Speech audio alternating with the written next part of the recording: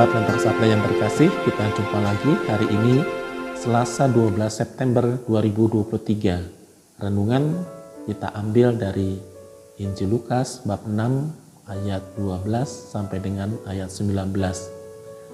Kita beri tema ketamakan membutakan jiwa.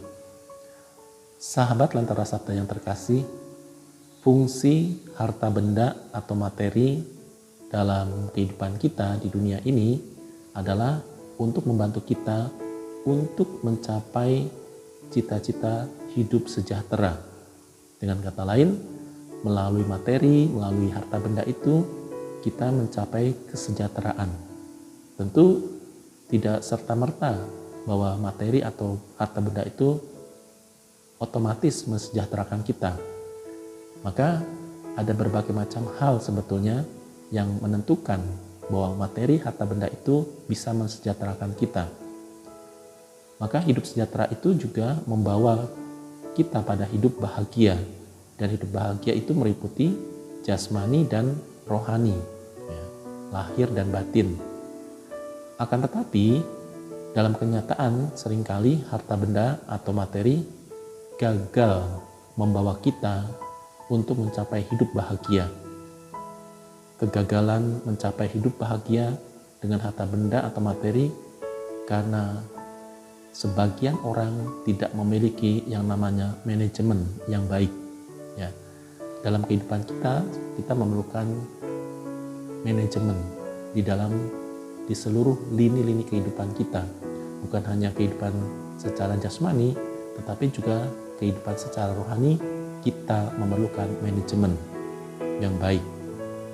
Maka yang pertama-tama kita harus mempunyai visi, visi dan misi. Misi adalah cara untuk mencapai cita-cita, sedangkan visi adalah cita-cita ke depan atau masa depan.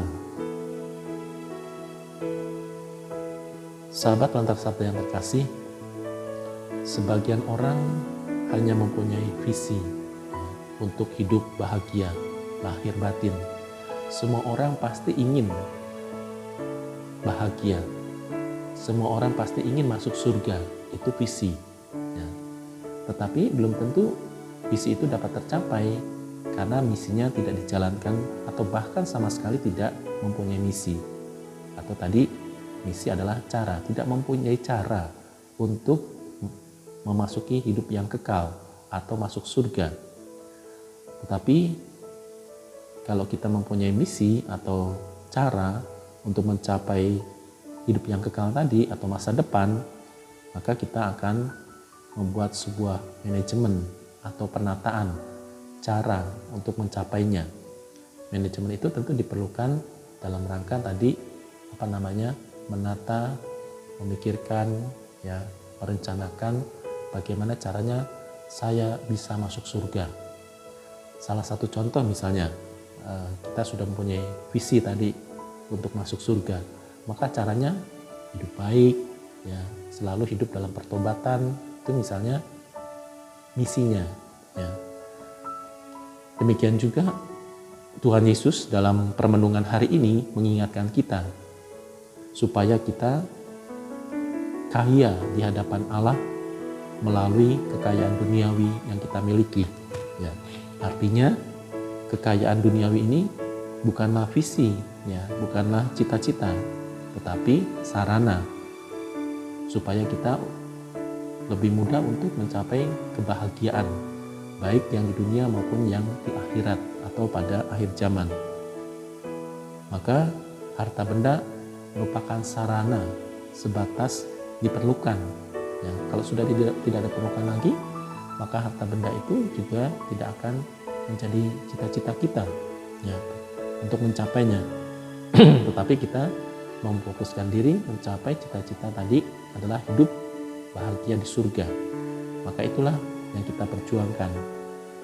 Dengan kata lain, harta benda merupakan kendaraan. Kalau kendaraannya sudah tidak dibutuhkan, maka kita tidak akan membawa kendaraan itu, melainkan kita justru membawa diri kita untuk mencapai tadi visi tadi, yaitu hidup yang kekal. Oleh karena itu, yang pertama-tama harta rohani yang mesti berlimpah dalam hidup kita, bukan harta duniawi. Jadi harta rohani ya yang kita mesti perbanyak atau kita perdalam sehingga kita mempunyai kekuatan atau kemampuan untuk mencapai kehidupan kekal.